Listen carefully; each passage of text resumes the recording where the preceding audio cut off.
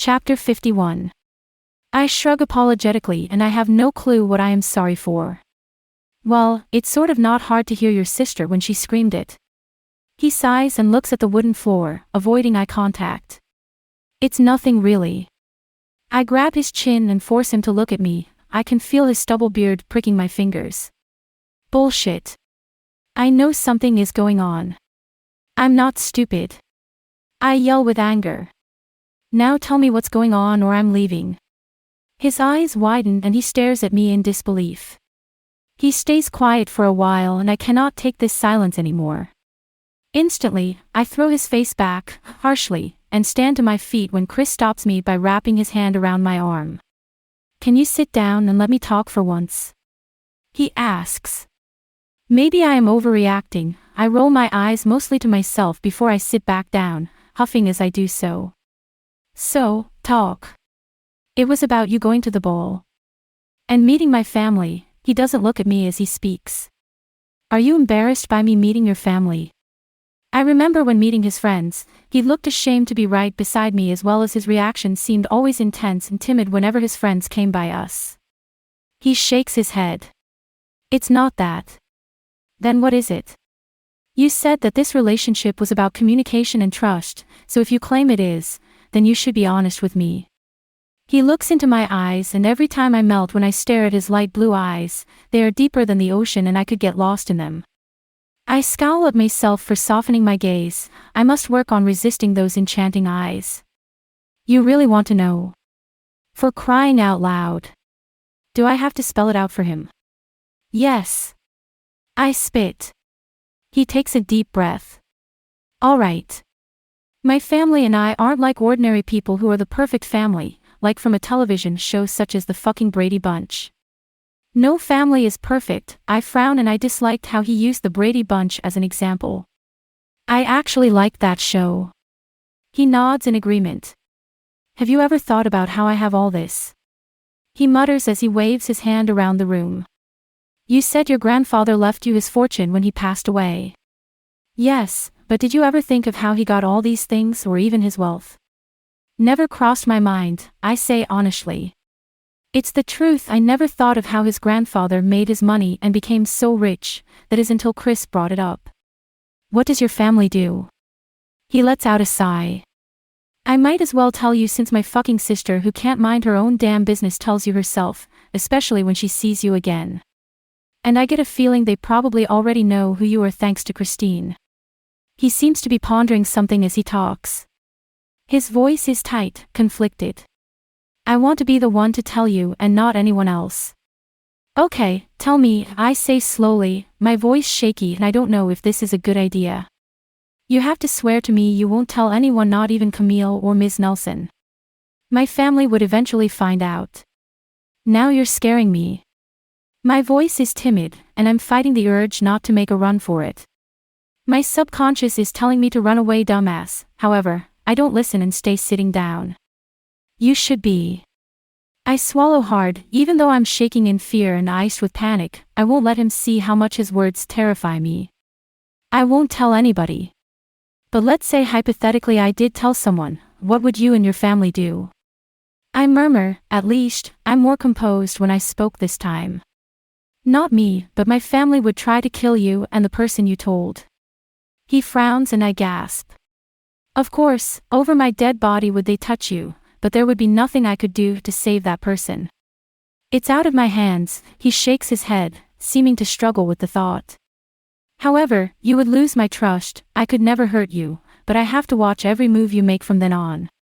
I feel like he is already watching everything I do, but I cannot be sure until I prove it.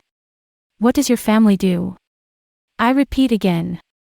It's better if you come with me, he says when he puts his shirt back on, and this whole time, I forgot he was without a t-shirt.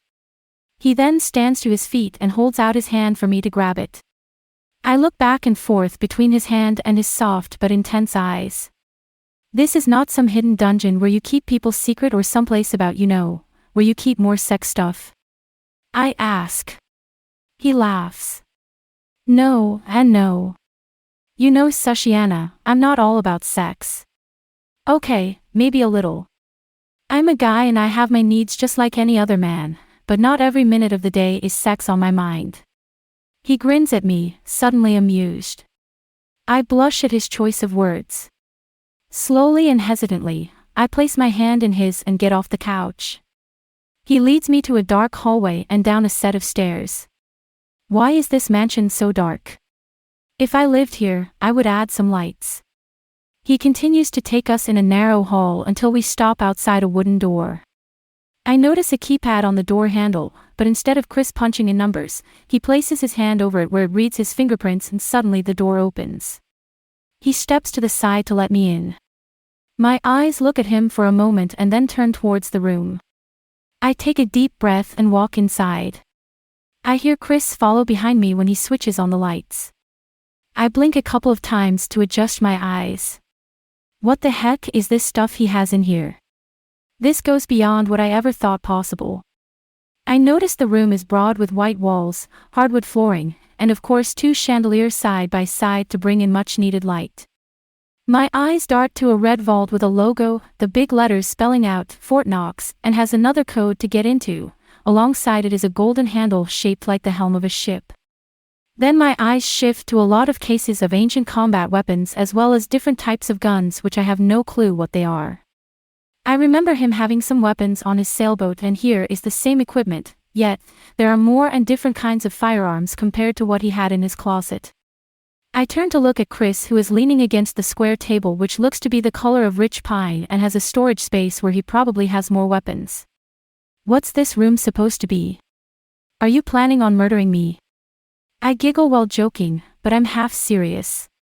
Sushiana, if I wanted to kill you, I would have already done it.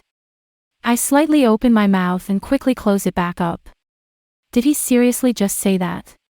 Yeah, he did. Now run for your life, you stupid idiot, before it's too late. My subconscious screams at me, but instead of listening, my body doesn't seem to move. So, what's your point in bringing me in here? I ask boldly. Well, I wanted you to see it for yourself. Plus, have you ever wondered why my sister has bodyguards or why I refuse to have them? I hesitate. Sort of, I half lie. I would feel ashamed if he thought I was thinking about their security team all the time. Are those bodyguards to protect you?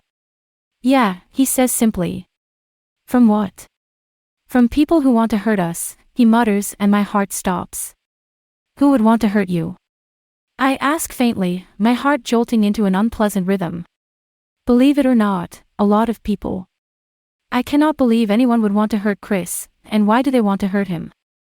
But the question still remains in my head, and if I don't spit it out, I will be regretting not saying it out loud. Are you going to tell me what you are, or are we just going to keep bypassing what's really going on? He just looks at me and I cannot stop myself when I say, I thought you wanted to have no secrets from me, but here you go trying to avoid the inevitable. You want to know who I really am. You think you can handle it without getting frightened. His tone is no longer gentle, it's intense. He takes a deep, dramatic breath, his eyes closing to keep his breathing under control. I'm still here, ain't I? So, whatever it is, can't be that bad. I ask, and the possibilities terrify me. Or maybe it is bad. Gosh, I hope I am wrong. I have a bad feeling about this. He sighs. Fine, here it goes. I am. And what comes out of his mouth next, I wish he could take back.